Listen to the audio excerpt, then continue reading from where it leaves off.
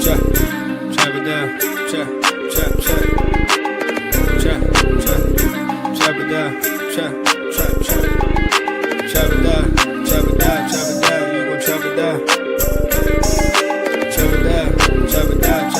You gon' chop it down. Damn, set. Watch him throw the ball. We gon' pick it off. You gon' let him hit the hole or you gon' cut it off. You gon' play through fourth and long or you gon' punt it off. Your defenders, heavy hitters, put your pads in. Don't be looking for the ref to throw no flags in. Keep the helmet on, keep the cleats tight. You the type to want to win by any means, right? You should look alive. This is Trap or Dive. Yes, sir. Welcome back to another episode of Trap or Dive Podcast. I am your host of the Trap or Dive Podcast, Mual.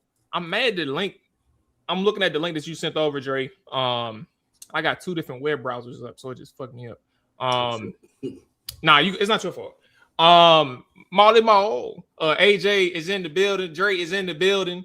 Hit that like button, hit that subscribe button if you are on the YouTube side of things. We appreciate y'all checking in. Daryl, Monty, J, Tizzy, Big Pimpin' Slim, Sega Style, Amani. What's up? Everybody that's just watching, we appreciate that. YouTube, Twitter, Twitch. Appreciate y'all checking in as well. Make sure you hit that follow button if you're on the Twitch side, man. We appreciate you tapping in. Audio side, man, hit that button, man. You know what time it is. Follow, rate and review if you can. It takes 10 seconds to do so, and it's free to show your support that way on the audio side. Administrative items. It's Tuesday, so it's early, but we may or may not have a show Thursday. So heads up, film session coming out. We're gonna have two of them, Josh Connolly and Johnny Newton. So be on the lookout for that. They'll probably end up being published next week. Fellas, what's going on, man? We got a lot of news today. A lot of shit to talk about, bro. It's been pretty boring. Don't really nothing to talk about for real. Yeah, let you and who else said that? Sega said that. Yeah, man. I guess it's pretty boring, huh? One more administrative item before I forget. I'm sorry. How can I? That's actually super disrespectful. We have a guest on this the second half of the show, the back half of the show. Rio Robinson. If you all are tapped in on the YouTube side of things for the Commanders world, you know Rio, or you should know Rio. He is, local guy for sure, but also dude is. I was trying to think of his subscriber count, man. I think last time we had him on the show, he was under 10K. He's over 20K now. So just put it that way. He's been doing this thing, grinding on the YouTube side. So shout out to him, and Rio's gonna be joining us. We're gonna chop it up a little bit, talk all things Commanders. Probably have some of the same conversations with a different perspective, given that we ain't talked to him in a while. So if you all are a fan of Rio, man, go ahead and get your popcorn ready. We're gonna have a good conversation with him in a little bit. So Cliff got fired, Joe Witt got fired, Bobby Johnson got fired. Three coaches for Washington, at least so far, has been relieved of their duties. And I said Cliff got fired. They parted ways. Him and Dan Quinn parted ways. That's to be more detailed and accurate. I don't want to put the fired label if that's not how they want to phrase it. So they parted ways, but Joe Witt was fired and Bobby Johnson was as well.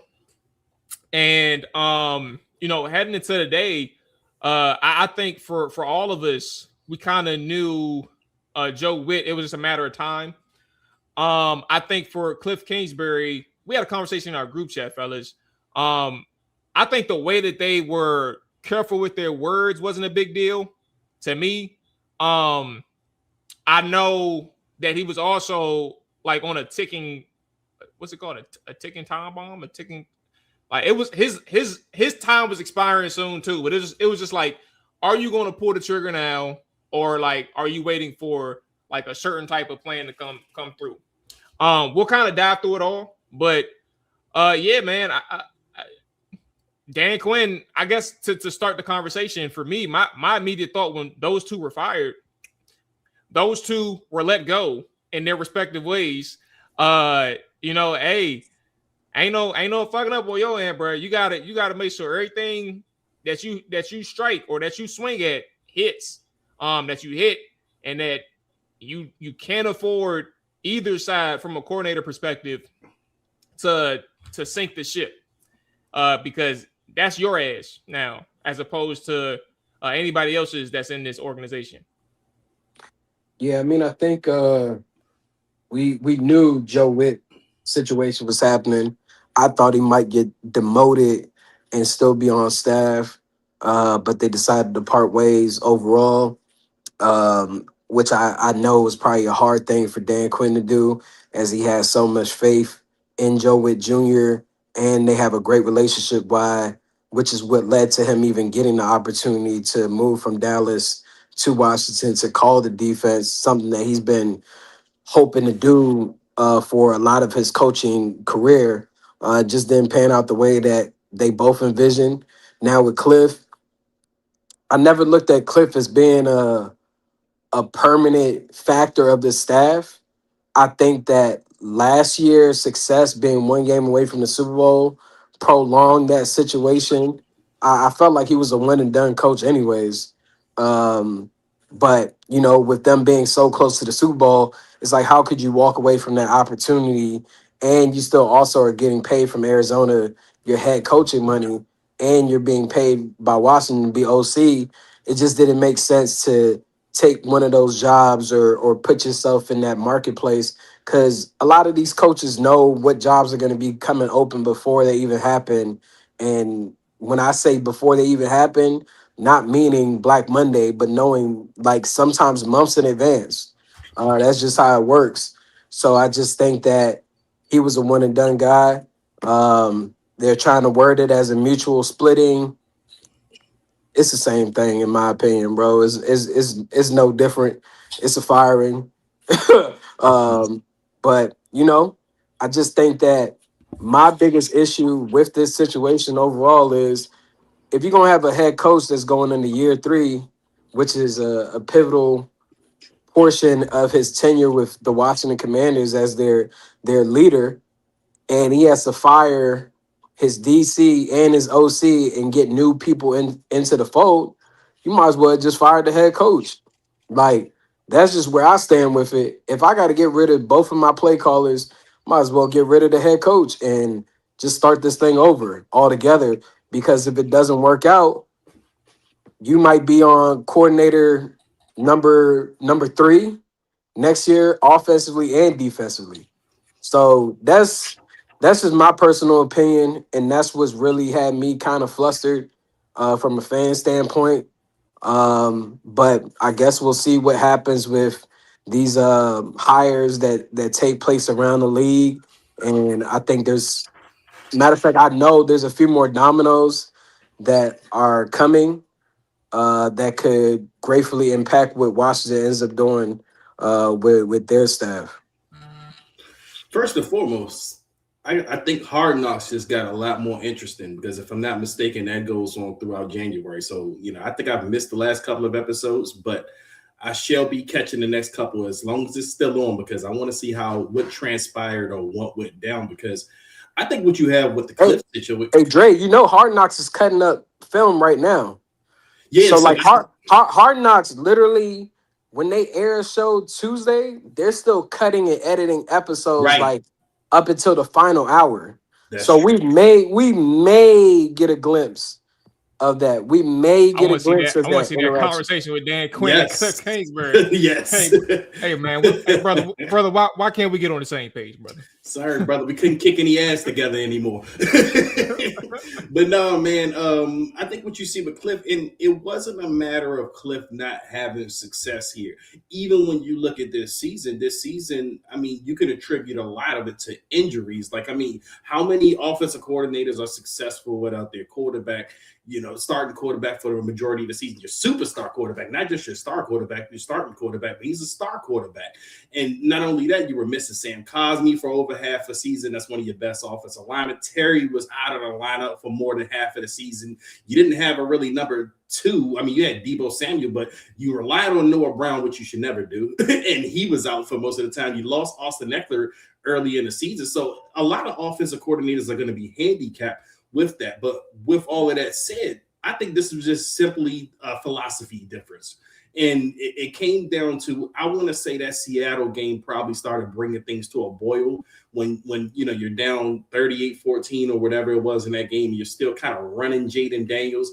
I think that's when things started coming to a boil for, not only Adam Peters, but also for Dan Quinn. And I want to say that Minnesota Vikings game was probably where the lines were drawn right there. Like, this is where it was probably a point of no return at that point. Like, they were like, we have to do something different. If we want to preserve this quarterback, if we want to preserve our young star quarterback for the future going forward, we're going to have to go with a different philosophy. I mean, Cliff is Cliff. You knew what Cliff was before Cliff got here. Before you hired Cliff, you knew what Cliff brought to the table. He's a pass guy. He loves going pass happy. He's also going to utilize his quarterback in ways that he feels like his quarterback's going to be successful. If that's going to be running power draws with the quarterback, a lot of run pass options with the quarterback, he's going to do that. And I think to Jaden's detriment, it worked. But when it didn't work, you almost damn near got him hurt. I mean, Jaden also has a job to protect himself as well. But I think what you see now is from at least Adam Peters and a Dan Quinn, they want to go in a different direction where they're protecting their quarterback, as far as maybe they want him under center more. Maybe they want to lean on a run game a little bit more. And kind of as we talked about with the Bobby Johnson fire, to me, the intriguing thing was with that, it signals a philosophy change in how you want to run your offense. Because I think, Mark Bullock put it out there that Bobby Johnson is more of the gap stuffing scheme, whereas you're probably looking for more of a zone blocking scheme. You're probably looking to go more towards that territory. So it's going to be interesting to see going forward what some of these hires are going to be. But it's going to be important because whoever you pair up with Jaden, I mean, this is it. This is the coordinator that you're putting with him before he signs that big deal. If he's going to show up and get that big deal, this is an important season. Like year 3, he has to stay healthy, but he also has to show more development. He has to be a lock and sync with whoever this is. And I think you probably have to get a proven guy in here to work with Jaden, someone who's been around the league for years, someone who's called plays before. I don't think you're going to get an inexperienced play caller to replace a Cliff. Because again, I don't think Cliff was bad at all. I think Cliff had success here. But this is, to me, just signals a philosophy change, and that's what they want to do. I think there's two important things that should be talked about. The first thing, I don't think that Cliff did, and keep this in perspective from the type of coach that he is and like what he brings from his philosophy, right? I don't think Cliff did anything wrong. I think there's a reason why his players love him. They were openly advocating for him. And the locker cleanouts. And I think honestly, bro, I even acknowledge this. I didn't see longevity in Cliff, but I wouldn't have been super. I wouldn't have been mad or pissed off if he ended up doing a 3rd year here in Washington, right? I think I'd have been okay with it. I do know from a Dan Quinn standpoint, and what I appreciate is something similar to who's we think about? Raheem Morris. We had this conversation. I don't think we said this on the podcast, but like when you see something ain't working, bruh, or if you don't see like something that you're confident in for the long run, it's okay to pull the plug. Like people ain't going to like be happy necessarily that you make that decision, but if you make that decision, do it because you believe that there's something better for your team available, or that you can do better that's for your team and your group of guys, and like that's a different direction than what you currently have. So I'm not mad at Dan Quinn. If he believes that there's better out there, I'm not mad at Cliff Kingsbury. It's also not his fault. The players love him and things of that nature. I think that's kind of the first emphasis that I wanted to put out there is like there shouldn't be any blaming or anything of that nature. I think with the coordinator spot in general, when you look at what he brought, and you look at some of the main coaching change, which would be the offensive line right now. I don't know that it's like like we went from gap scheme to zone scheme. I don't think it's just like run based. I don't think that it's like the reason behind the offensive line coaching changes is anything literally philosophically related to any future coach that's coming in. I think like Bobby came in because he was like that lone wolf. He was literally just on Dayball's staff in New York. He came over here. They saw something in him. They knew what he was capable of. He proved himself. Okay, right?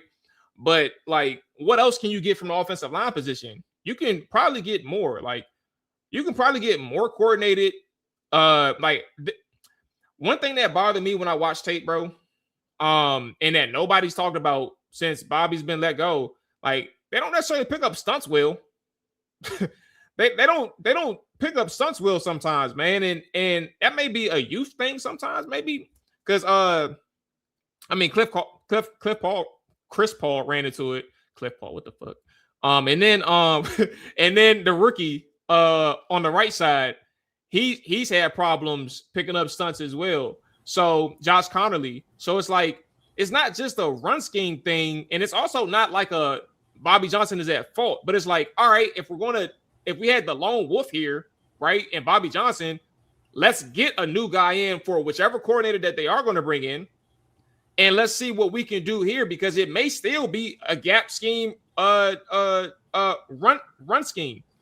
It may end up changing to a zone scheme. Who knows? But there's several different elements that this offensive line can get better at, even if they were competent and actually one of the more stronger units of the offense. I think there's several things to think about there. But yeah, that's kind of where I wanted to like add into the conversation. It's a lot more from these coaching staff to think about, and I don't know who they're going to start like diving into in terms of the coordinator search. I would imagine they start like as soon as possible, but I think they have a range of guys that they can choose from, knowing that Jaden Daniels is the quarterback.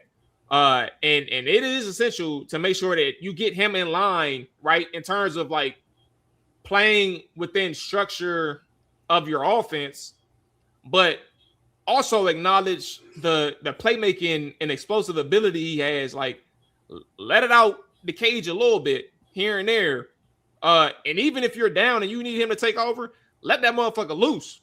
But if we want structure and we want him to actually throw the ball, get the ball out of his hands, avoid that injury risk, protect him, like get a coordinator who's smart enough to know how to run the ball, how to have an identity, stick with it.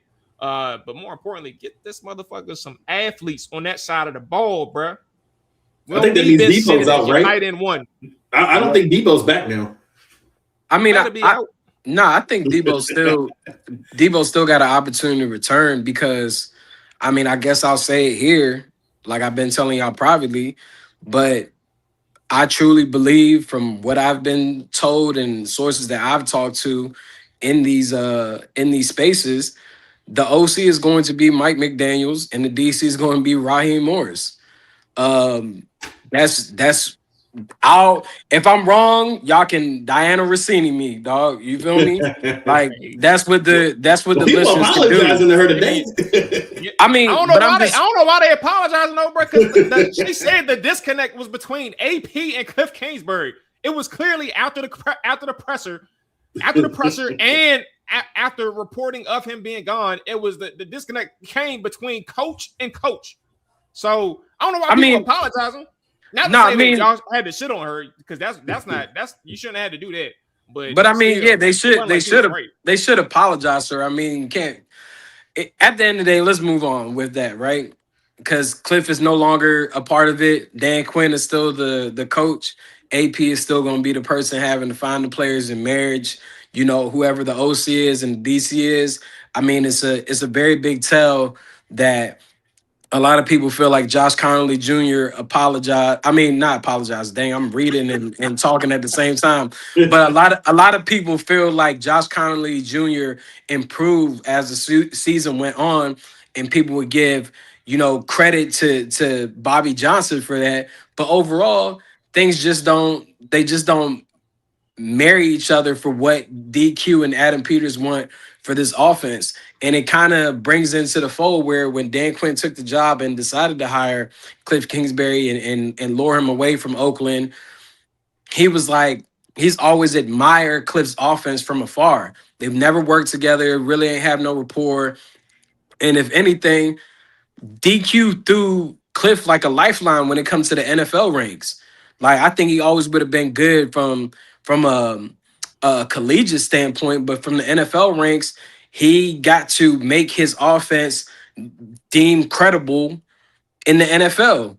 And when he was in Arizona, it was credible for 1 year, and then after that, everybody's like, "Nah, this ain't it." And it kind of for me, I feel like Cliff has been able to renew his status as a coach. I think right now you're seeing the rumors he's an ideal fit in Baltimore. No, that's what his agent hopes. That's what his agent is hoping and trying to push up the market because really prior to the release today, he only had been connected to two jobs, which was Tennessee and I believe maybe the Giants. So Yeah. now if you add Baltimore into the mix with another athletic black quarterback, like that's just pushing up your client, especially when now John Harbaugh is involved in the process. There's no way someone is firing John Harbaugh and saying, damn, let me bring in Cliff Kingsbury to run this damn show.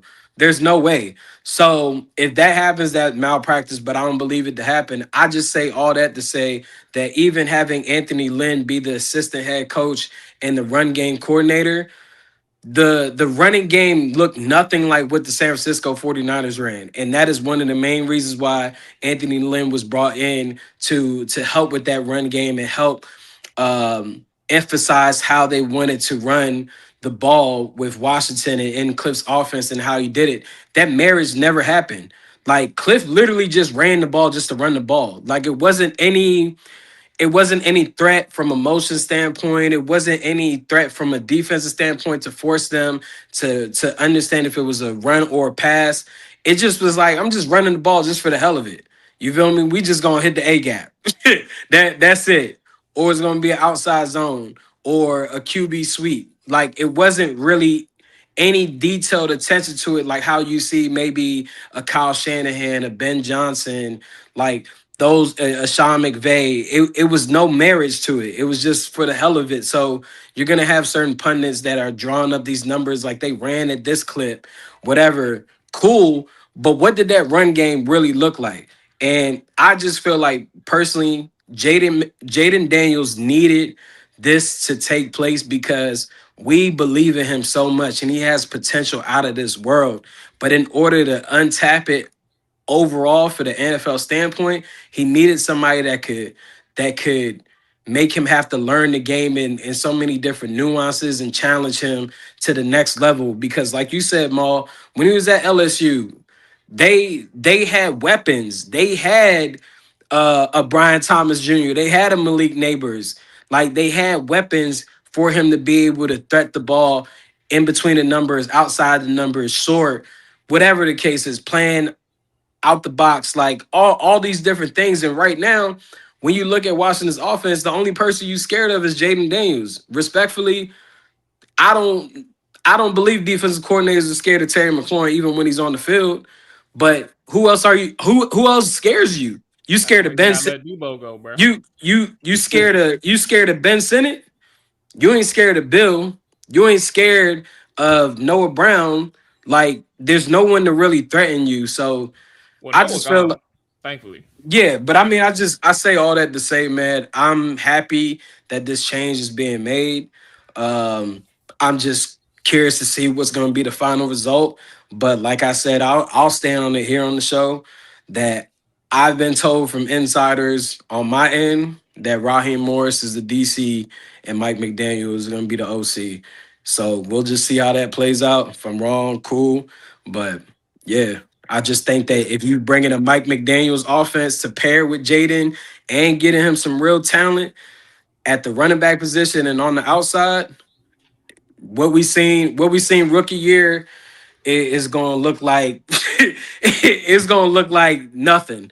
He's gonna be able to reach whatever limits. I mean, not limits, but whatever potential and ceiling that he has for himself.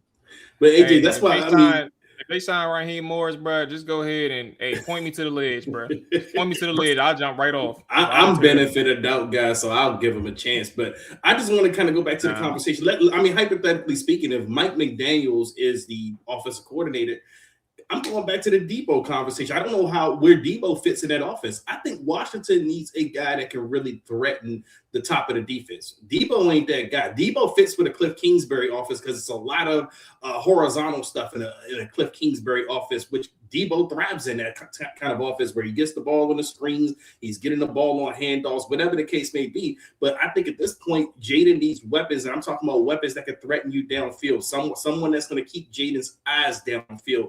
And you got a different offensive coordinator coming in. It could be Mike McDaniel, but whoever it is, most likely he's going to want to challenge teams downfield. And we're talking about a Debo Samuel, a lot of wear and tear on his body. He's going to be another year older. And I just don't see how he fits or where he fits when you're going in a new direction with an offensive coordinator. Because, again, I think you need a guy that can challenge you downfield outside of the Terry McLaurin. I think the biggest thing Dan Quinn needs is at coordinator position, 2 individuals that he can really allow them to coach up their side of the ball and still be able to delegate like how he wants to. Like even I'm seeing Matt Nagy is getting interviewed, but he doesn't want to call plays. How and why is Matt Nagy being interviewed to be a head coach?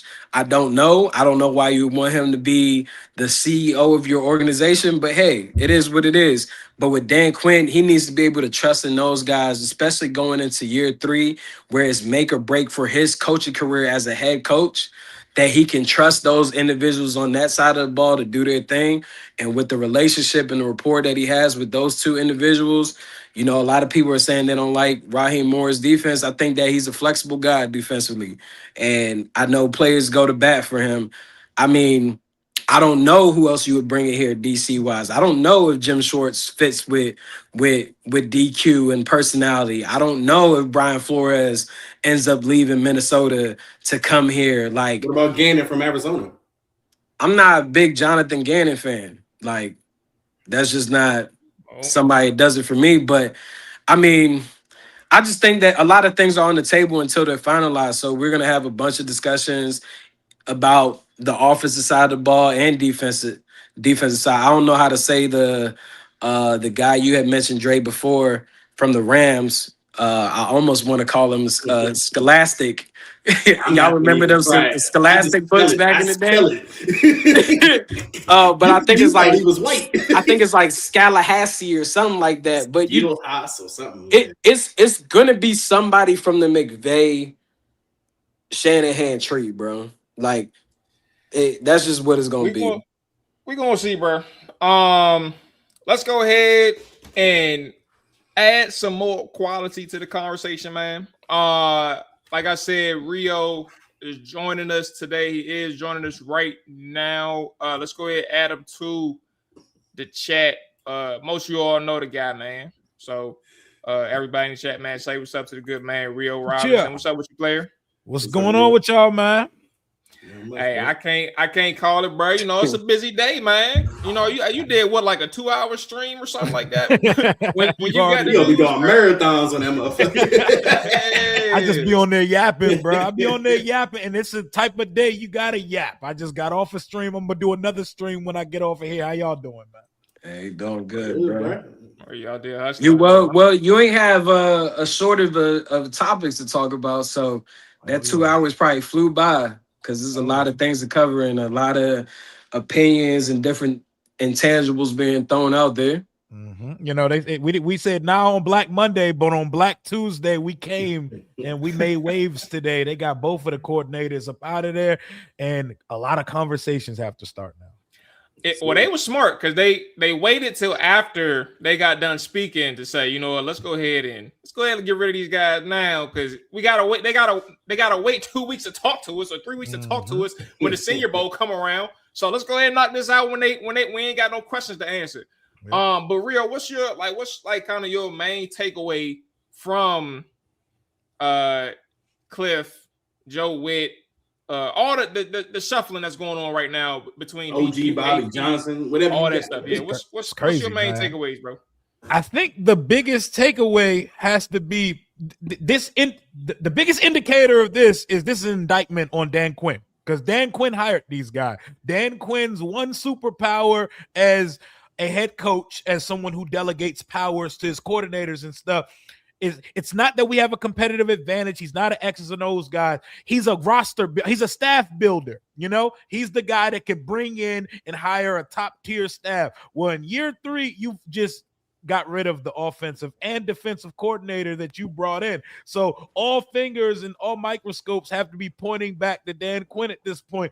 You could be on your last legs as an NFL head coach. So you better choose wisely. So if it were up to you, Rio, and you were in Dan Quinn's shoes, who would you like for this team to particularly appoint as offensive coordinator and defensive coordinator for the 2026 Washington Commanders? He's hiring Raheem Morris to coach this defense. I don't know who. I feel like that's gonna be quick. He's gonna be here by MLK Day. Raheem Morris is my prediction for defense. You keep using all these black connotations. Black Tuesday, Martin Luther King birthday. Like, damn, bro. It's not even February yet. Black History Month, February. Yeah, I think it's gonna be Raheem Morris, and I like Raheem Morris. Raheem Morris can call defenses. People get too into how bad someone is as a head coach when it comes to just doing one specific job. Raheem Morris cannot manage a clock. He cannot handle head coaching tasks. He can call a defense. We just got to get him what he needs. Offensively, I want Jaden Daniels in a West Coast offense, in a Shanahan-style offense.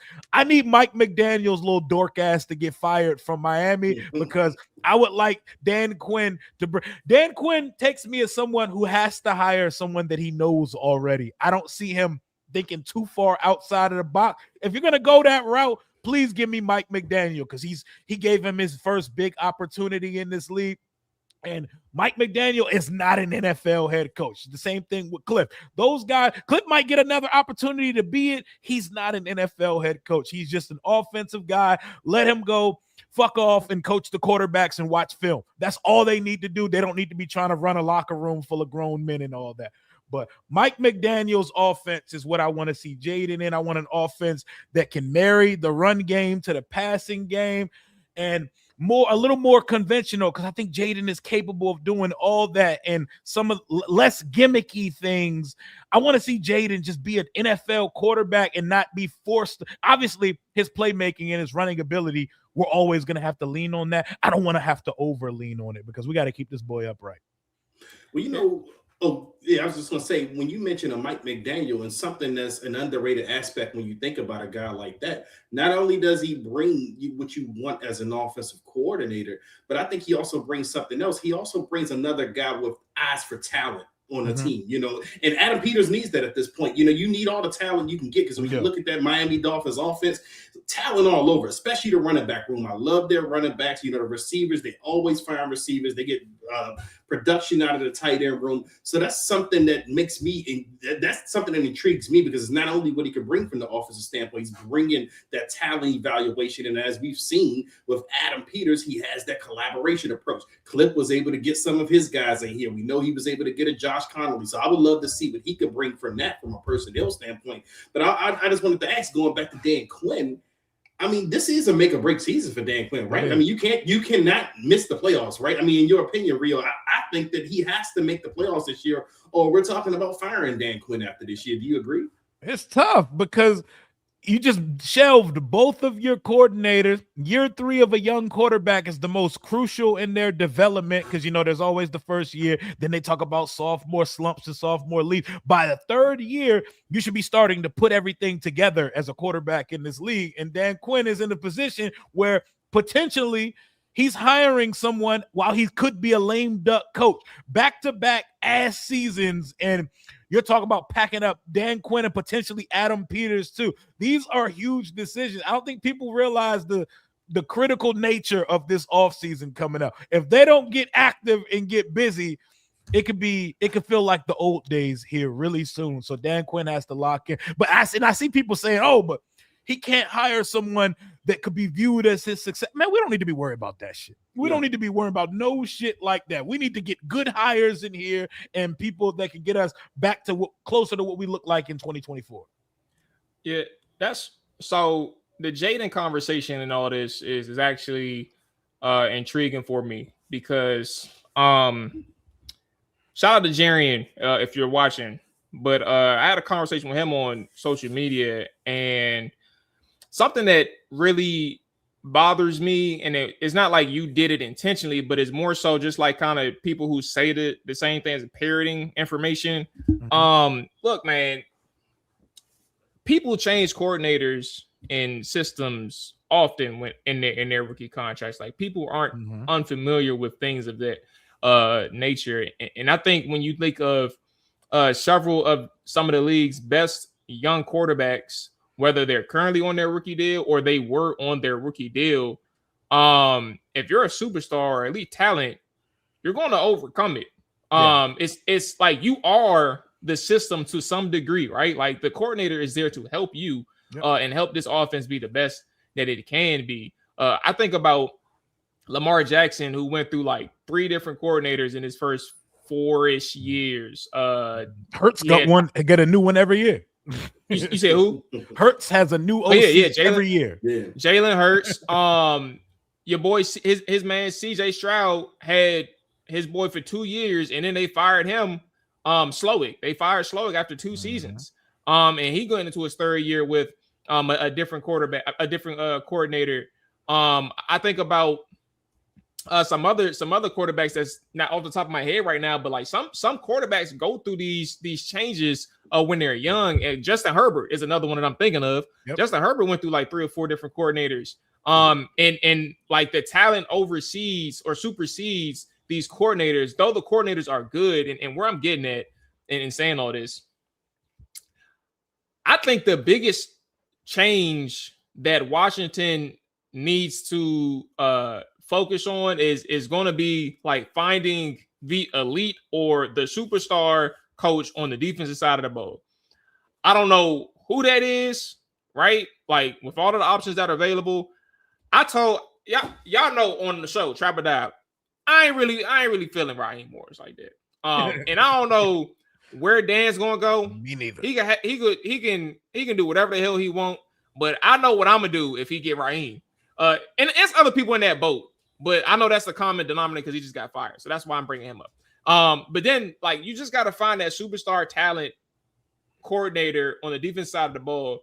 Offensively, I just need somebody, as you said, Rio, and as we've said a couple times on the show, I need competence. You need to be good, but I need somebody who understands the nature of the game, the flow of the game, somebody who can really pair a run game with a pass game, but also like establish an identity, know how to use his weapons. And let's see where that takes us with Jaden, the superstar, when we can have him in a controlled environment where we can make him succeed in this system, whatever that system is. But give me competence, but I need superstar on that defense side of the ball. Well, I think on both sides of the ball, you need some damn talent. Like, it's hard to dial up any scheme when you don't lack anyone, when you lack people on the defensive side that can't win one-on-ones. So no matter if you bring in, the only way you could possibly do that and get around it, but you're making yourself more susceptible to giving up the big play, is a Brian Flores, where you're kind of always playing within the A gap and the double mug and stuff like that. But this team needs talent. But here's one thing. I just want to make sure, because I don't want the point that I was saying to get lost. I think the basis, like the ground root, if you're going, because the assumption for Dan Quinn is, I'm going to be here for the long term because I'm going to win. I am like, this is his thought process. It's not like I'm going to fail. So like, let me get the coordinator right, who can coach, who can develop, who can scheme up a defense, right? That's the first thing we need to do before we go into free agency, before we go into the draft. And then let me find the talent. So I'm with you, AJ. Like, that's important. Get the talent. Like, that's top tier. But the number one thing, if I'm sitting here thinking long term in my future and I'm thinking about getting everything right, I need to make sure that I get the right coaches in place that can do the job that I need them to do from a staff standpoint. and then we'll worry about the players. That's kind of where I'm coming from. I was gonna say, do y'all think that Dan Quinn has the autonomy to bring in another defensive coordinator with no experience calling defensive plays? Because the Al Harris conversation is intriguing, but I don't think he can do that at this point. I mean, I don't think he can do it for the sake of his own coaching career. Well, who's gonna stop him? I mean, if I'm the owner, if I'm Josh Harris, I'm stopping you. Because it's Josh Harris don't know shit, but what they tell him, bro. But I can't allow you to go through this experience again with a guy who's never called plays. Like, I need you to have somebody in place, especially there's a lot of D coordinators with experience that have been good out there. It's not like there's a lack of resources. I mean, Brian Flores has no contract no more. Jim Shorts is out there. If you want to throw in the Jonathan Gannon of the world, you want to throw in Raheem, there's so many different names. Or maybe you even feel comfortable with somebody else on your staff. But to say, let's bring in Al Harris to run the show defensively, it's like, bro, even Al Harris is with Chicago. They're not a great defense. They turning over the ball at a high clip. But most of the principles that Al Harris is practicing as a DB coach was learned from who? DQ and Joe Witt Jr. Like, Joe Witt Jr. coached Al Harris as he was a player for many of years in Green Bay. So if that was the case, you might as well have kept Joe Witt Jr. on staff. Like, I'm all for Al Harris being a position coach. Don't get me wrong. But I don't think DQ in this situation, in this scenario, year 3, I know we got some comments where it's like it's a fair narrative that he's on the hot seat. No, it's not. He's on the hot seat. He knows this. They know that. Like, AP knows that. Like, it is what it is. So these hires are particularly delicate because he wants to be an overseer. He doesn't want to call plays. So you got to make sure whoever is your OC or DC can replicate how you want to carry your team, your culture, how you want guys to attack the ball, whatever. And I just feel like at the end of the day, you still ultimately need talent, but it's just he's gonna go with who he's comfortable with. Because I think he tried something different with a Cliff Kingsbury. They had no rapport on the offensive side. Like, he just admired him from afar. And even there's rumors that he wasn't even his first choice. He wanted somebody else, but it didn't work out. And he ended up rocking with Cliff. But when you even break down the coaching hiring process, after Ben Johnson, it was a toss-up between DQ and Raheem for the job. So even the organization, from ownership standpoint, likes Raheem. So I don't know. I just feel like we don't know what's really going to happen, but I seen him leaning more on what he's comfortable with. And if he were to go like an Al Harris, I'd be like, what the hell? Like, you might as well fire Dan Quinn. Like, just doesn't make sense. You might as well start this whole thing all over, because if we had to report right now, let's say in the next 5 minutes while we doing this episode live, Al Harris has been hired as the DC for the Washington Commanders, what would your immediate reaction be? You'd be like, what the hell? Like, what does he bring to the table? I mean, not going to be the same thing. The plays. I don't think Dan Quinn is still calling the defense if you bring in an Al Harris. That's me. Yeah, and that would concern me. But I would be a little excited too, though, because he doesn't have experience doing it, but maybe that's a good thing, because maybe he don't got any bad habits yet that he needs to work himself out of. And he's exciting. He has an energy that I think fans would love. We just don't know if he could do it yet. We just see there's turnovers involved everywhere he goes. Hey, Ben, you know who that sounds like? Ben Sinnott and Luke McCaffrey. Like, I'm just keeping it fucking with you from a player perspective. That's what it sounds like. People are still waiting for Ben Sinnott to reach this ultimate level of tight end football that we've never seen before. Well, people are waiting for Luke McCaffrey to route you up like Jamar Chase. It's never going to happen. Well, let's switch that right quick for Rio down. We'll get back to the coordinators and stuff. But yeah, like, what do you think of 2 year? I mean, feel free to judge the 2025 rookie class. I'm not going. I don't care. Judge away. But what do you think about the first two draft classes of Adam Peters so far? I think there's a lot of to be determined in these picks that we have so far. That's why when everyone's like, we have to trade back from 7, I'm like, pump your brakes. Let's see who's on the board at number 7. Because if someone really good is there, we should just stick and pick a really good player. And having more picks don't mean necessarily we're going to get a bunch of ballers, because we had 3 second rounders and 2 third rounders in 2024. And there's a whole lot of meh out of those picks so far. There's a lot of to be determined out of the draft class. Jaden Daniels, we know what Jaden is. We know what he's going to be.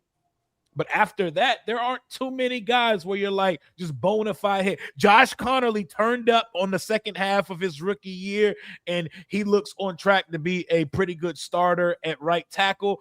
Trey Amos looked really good early, and like the rest of the defense started to regress because that defense just doesn't do anything good. But I think I've seen enough to be excited about the promise of Trey Amos. Mikey Sanders still can catch interceptions, but he terrifies me unless he's in off coverage. Mikey Sanders still in off coverage? Sign me up. Mikey Sanders still actually lining up with a wide receiver. It don't even matter the wide receiver at this point. It's an advantage wide receiver every time. Ben Sinnott is not a tight end and never going to be a starting tight end in this league. He is John Bates Jr. That's what he is, and we took that in the second round. Johnny Newton had a great game on Christmas. I hope we can see more of that. I hope he's a starter. That's what we want him to be when you take a guy with the 36th pick of the draft. Rio, you comfortable with him being a starter going into the 2026 season? Johnny Newton? Yeah, Johnny Newton. No, but I think he has to be. He has to be, though. Like we have. I agree. Look, if he has to be, I'm telling this motherfucker in this exit meeting, hey, bro, I need you to eat steaks, chicken breasts. I need you to lift 5 times a day, do 1,000 squats, 1,000 deadlifts, bro. You didn't need to lose that much weight. You did not need to lose that much weight, brother. Put that muscle right back on and lock in. But we need to see more from these guys, man. We're never gonna see a spoil of riches with picks like that again, bro. We had 6 top 150 picks, bro. 6 of them, and like the first rounders, the only thing we're sure about. It's not supposed to feel like that. But you needed to at least come out with 3 I'm sure abouts out of those groups. You know. Here's the one thing that bothers me. Like understanding the state that we are in now in 2026, but our third season under AP and DQ. You know, you started off on the right track in terms of building through the draft. Like that was your philosophy. And you supplemented through free agency. And they chose in year 2 to really like go for it and actually go the same really plan in terms of free agency. The same plan is like go for these older veterans. But in the meantime, I'm going to trade away some of these picks. So I'm going to take some risk. It turned out to work out well for Laramie Tunsil. Like, no ifs, ands, or buts. That's an A+ trade. You fucked up with Lattimore.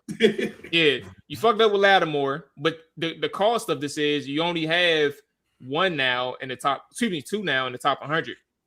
But I think what really is important for Adam Peters, because this is his season now. His season has officially begun. Are you going to commit to the rebuild? Like, and what I mean by that is like, are we trading away more assets this offseason, or are we actually going to try to like stay committed to the draft? He did acknowledge that if they had opportunities to trade back in their presser, they'll try to accumulate draft picks. But my thing is, you're a couple years away in reality defensively. Like, you're going to have to like take those lumps, like, because you're not going to be able to replace every position all in one offseason. You can do a good job of filling some holes, but at the same time, if you're looking for finding your core guys, that's going to take some years to do so, but you got to accept that. That's why, again, back to my original point, the coordinator makes a huge difference. Like, you gotta get that part right. And then offensively, I do think you can find some superstars. Well, I shouldn't have said it that easily, but you can find some top dogs to really play with Jaden. Is what I should say. But that's kind of where I'm at. Like, I think when you look at both sides of the ball, you're gonna have to commit to a rebuild. And it's not to say that you start completely over. It's more so just like understand where you are with your draft picks. Don't get impatient and try to figure out what you can do with what you have. But if you can trade back, accumulate some, like see what you can do. But bottom line, you got hit on your picks. That's another thing. I think this is the year where you really talk about what Dan Quinn used this term a lot in his first year. This is probably the year you really sell me on a recalibration, not a rebuild, but literally a recalibration this year. And I think about when I start with the defense, you really just need to get to about the 18 to 22 to 23 range. You just can't be in that bottom 5 range of a defense because you put so much pressure on the offense when your defense is so bad. When you're talking about teetering towards that line of being historically bad, then you're talking about the Bengals at that point. You're talking about a team that defense, no matter how good the offense is, they're going to keep you away from being a serious contender. And that's what Washington is right now. I don't think Washington can go from 32nd or 31st on defense to a top 10 defense overnight. So you got to set some reasonable expectations. I think if you can get to the 18 to 22 range and Jaden Daniels can stay healthy and be what Jaden Daniels is, of course, you got to sign a couple of weapons, get him a couple of guys, and you can be an explosive offense with a healthy Jaden Daniels. If he has the right coordinator, you can have an explosive offense, and with a serviceable defense, I think you can be right there in that playoff hunt again next year, but you just can't be really bad, And then when you talk about the draft, as far as that goes, I mean, yeah, we have 6 picks this year, but they're not only 2 top 100 picks. I mean, I would love to be able to trade down if you're able to do that because we desperately need more picks. But when you look at the last 2 drafts, the first year's draft, now we're all starting to question that draft, but this second year draft, I think they kind of made the most of this draft in a sense. I think you did find a bookend tackle or right tackle in Josh Connolly that's going to probably start for years. Trey Amos, right now, as of this moment, to me, he looks like the most promising player on your defense, or at least the one building block going forward. And then Jalen Lane. Now, I mean, we have some questions about him as an offensive player, but I think you have an elite returner in the Jalen Lane. I mean, we don't know what we have in Akeem Madrano yet. We didn't see him pretty much at all. But we ain't never going to see him. Yeah, probably not. But that nigga's a special teams player.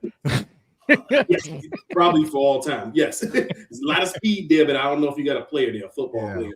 But Bill outweighed his value as a 7th round player. So I think you really did good when you talk about what you did in those limited picks. And, for some people, you can probably go back to that first year and say, man, I don't think Adam Peters can draft. Or Lance Newmark, I don't think these guys can find the talent. But then when you look at that second year, you say, man, they did make a lot out of a little bit with that draft. And you hope that you see more of that going forward. And you hope that those guys don't have the regression that you've seen some of the guys had in that first year. But again, just get to that range, at least to setting reasonable expectations for this upcoming year.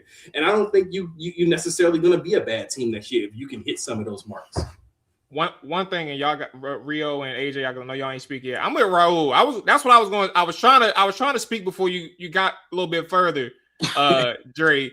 I ain't with no bottom third. Like they ain't gotta be. It's impossible if they bottom it's third. Reasonable though. Hell no. They just gotta be opportunistic. If they flip in the field, then that's another thing. But yeah, just being 19th, like that's just not gonna get it. Man. Yeah, I'm not turnovers, bro. But I ain't with. How no do you do that in one third. off season? How do you get the top 10 in one off season with what you have right now? Top 10.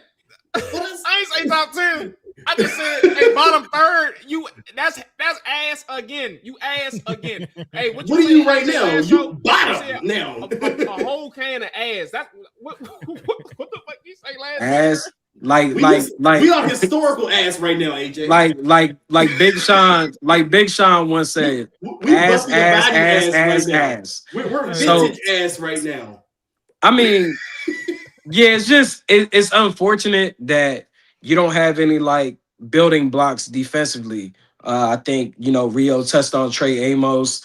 I thought he was solid, but overall, what can you do with Mikey? Because he's not a nickel, and he's not an outside corner starting. What do you do with Mikey? Then with Johnny Newton, he can't take on double teams. So it's like, what do you do there? Like, you really don't have any building blocks from a defensive standpoint. So for me, I feel like free agency is going to actually be more important for this team than the draft. So with that being said, and Rio, you being our guest, how would you build out this team from a projection standpoint, free agency and also draft, because you do this every other day. You feel me? Soon as something happens, I get a YouTube alert. Rio Robinson is live. You feel me? Like it could be 1 a.m. Something happened at 12:58. Rio going live. So how would you? I know you've already envisioned this in your head. How would you attack the offseason from a free agent standpoint first, and then from like a defense? I mean, not defensive, but from a draft standpoint, knowing that you have just like a first round and a third round pick and some other stuff. We can't be afraid to spend money. Like, I know folks was not trying to hear AP yesterday when he was on that. Oh, it's hard to give long-term deals to people you don't know. I seen fans crashing out like, oh, he's about to go bargain shopping again. Shit, I was crashing out because I was like, who says that? Like, bro, wait, what are we talking about?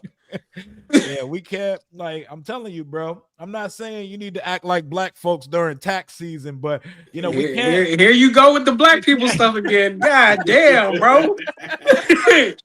Let my people go. Hey, we can't be out here trying to EBT our way through free agency, bro. We gotta actually target. I'm not saying go Vinny Serrato, buy every top name free agency, and there's not just superstars growing on trees, but we can't be afraid to actually aggressively pursue free agents with this team, because the approach, it seems like we'll throw our hat in the ring for some of the up there free agent targets, but then we just go back to what we do, like we give Javon Kinlaw a big deal on the first day of free agency, which fans hated, and we weren't really in the mix for too many other. Well, they threw our hat in the ring like Washington's in on Javon Holland, and then we never heard it again. It feels like AP just be out here penny pinching, dude. He's not offering anybody anything. Ooh, remember, expensive.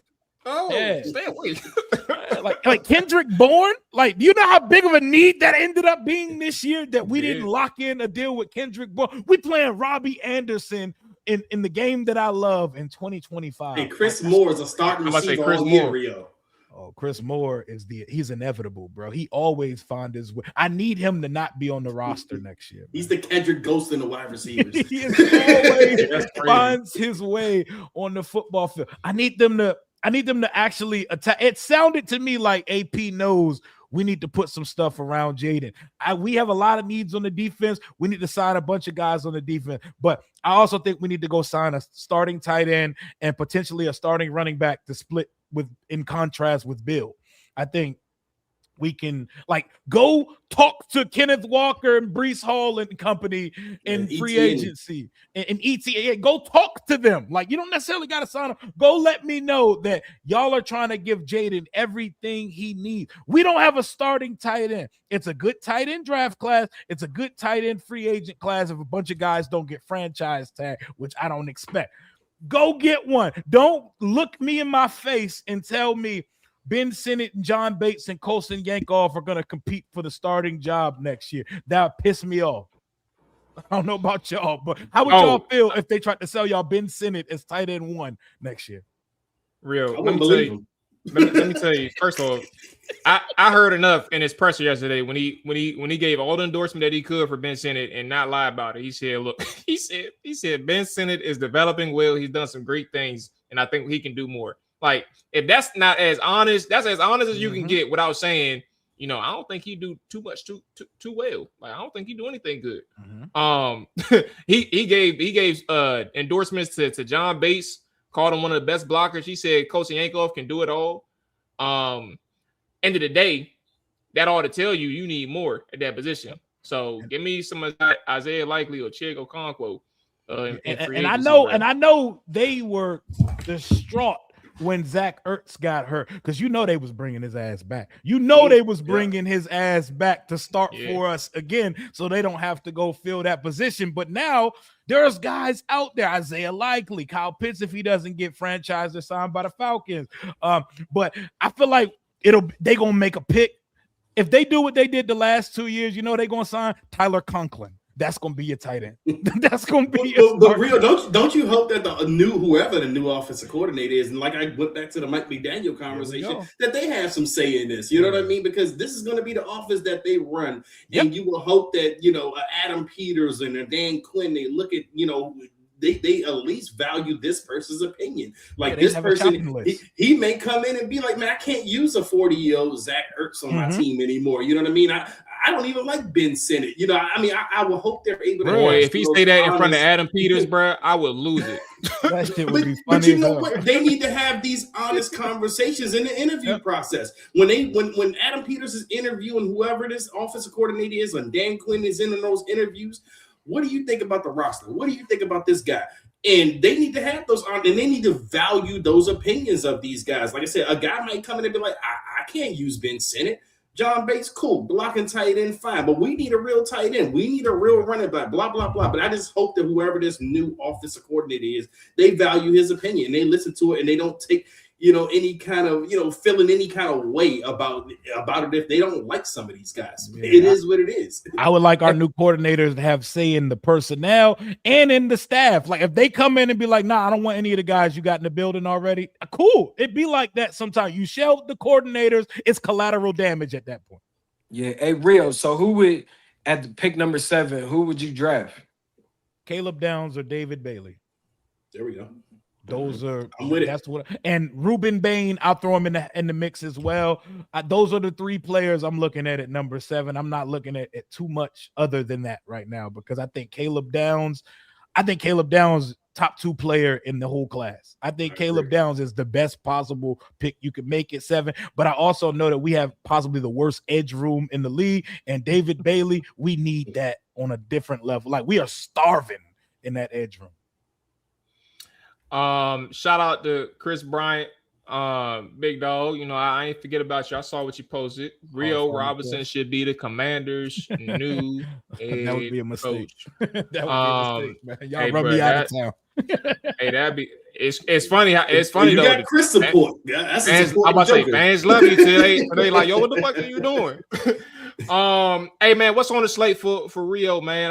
I this kind of felt like a primer conversation. We probably got to circle back when we get some more substantial moves. Head coach, coordinators, maybe start a free agency. We could tap in, see how they going, and we could chop it up, see how you think. But what's on the slate? What's on the immediate slate for Rio? Oh man, just anytime something comes out, I'm around, man. I be in the house, man. I don't be outside, and this is what I do now. So I'll say, is this full time? Yeah, this is what I've been doing for about 18 months now, man. This is what I do for work. So when everything comes out, I'm around to hit go whenever news comes out, man. If y'all need me, let me know. And I will be covering every bit of the coaching search, free agency, draft, collabing. And we got the channel, The Commanders Kings, with me, Louis T, Street Scores, and Ed Oliver over there. Just yapping, bro. That's what I do. Hey, man, we got to pencil you in for February 1st. The first day of Black History Month. We'll have a Black History show.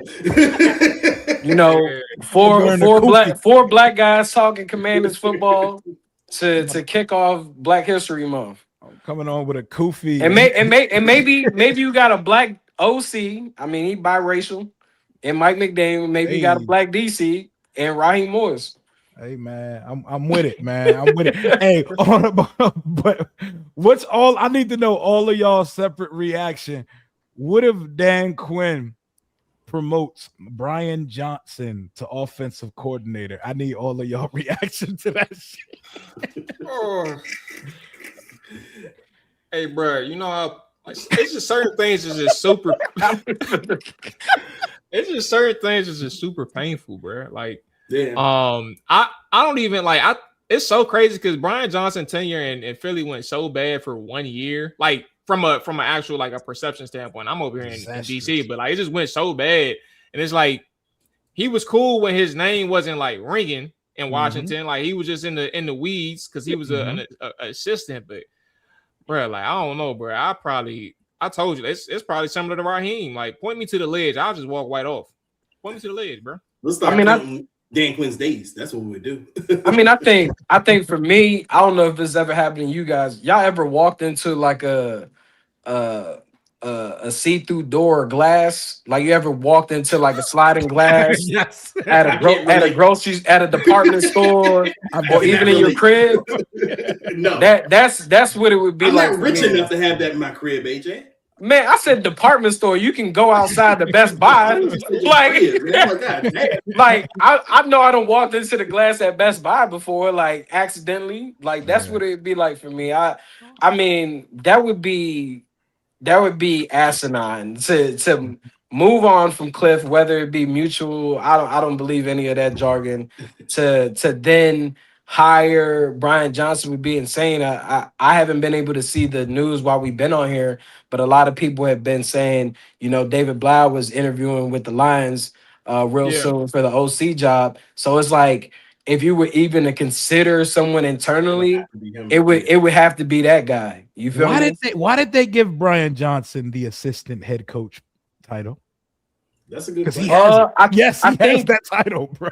I think it had to make sense from like a money standpoint in the release from the Eagles or however. I can't remember if he was still in the contract. That might have been the case why they were allowed to get permission to interview him. So not a lateral move. Because he would be getting the assistant head coach job.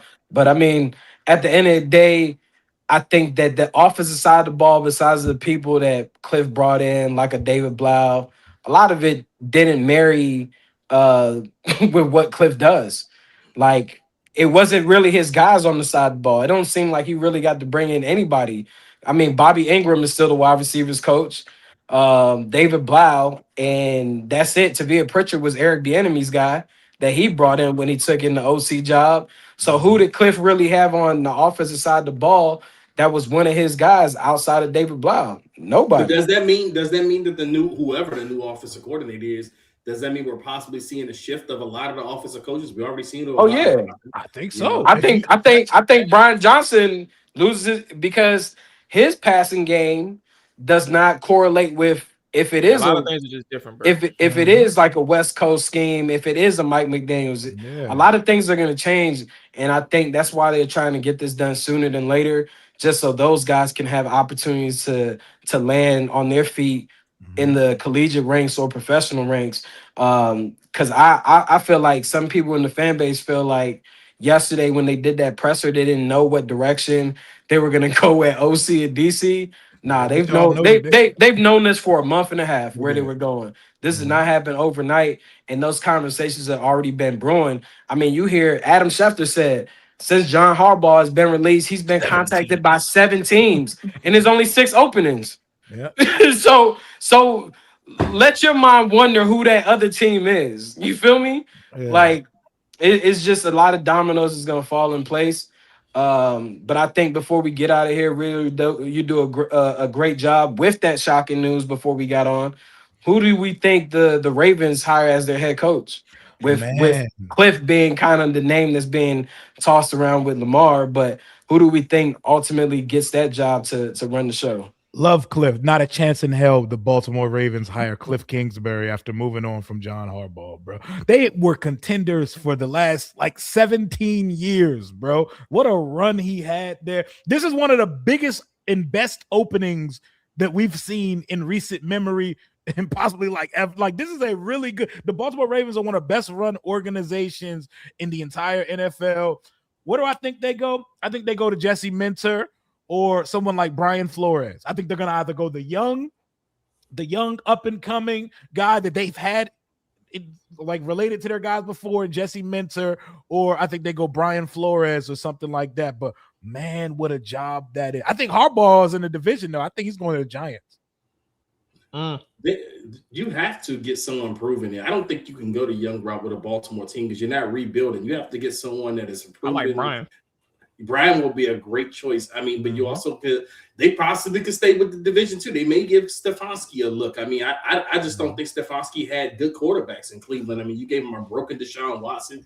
You gave him a couple of late round quarterbacks to go out there and say make something happen with. I think he would be a good player. Yeah, you know what I'm saying. Bust down my Gabriel, a 40-year-old Joe Flacco. So I mean, you didn't really have much to work with up at Cleveland. So I mean, you can look that way. You can even look to Mike McCarthy, right? They ain't hiring no damn man. I personally like Notre Dame's head coach Marcus Freeman as an option for the Baltimore Ravens. The Beijing Bandit. Yeah, that boy.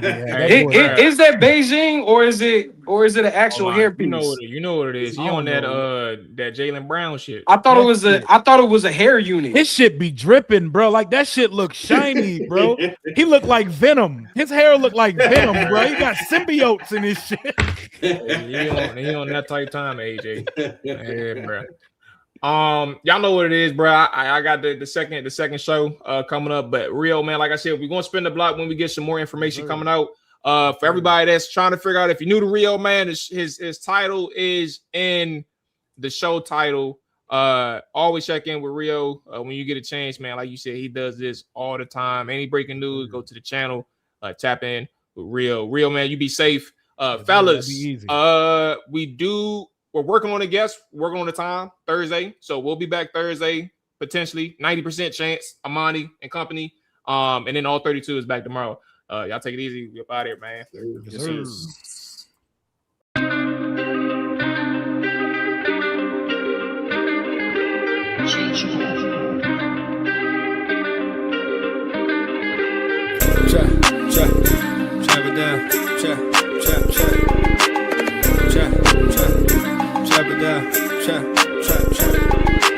Chop it down. Chop it down, chop it down, you gon' chop it down. Chop it down, you gon' chop it down. Damn, set, watch him throw the ball, we gon' pick it off. You gon' let him hit the hole or you gon' cut it off. You gon' play through fourth and long or you gon' punt it off. Your defenders, heavy hitters, put your pads in. Don't be looking for the ref to throw no flags in. Keep the helmet on. Keep your cleats tight. You the type to want to win by any means, right? You should look alive. This is Trap or Dive.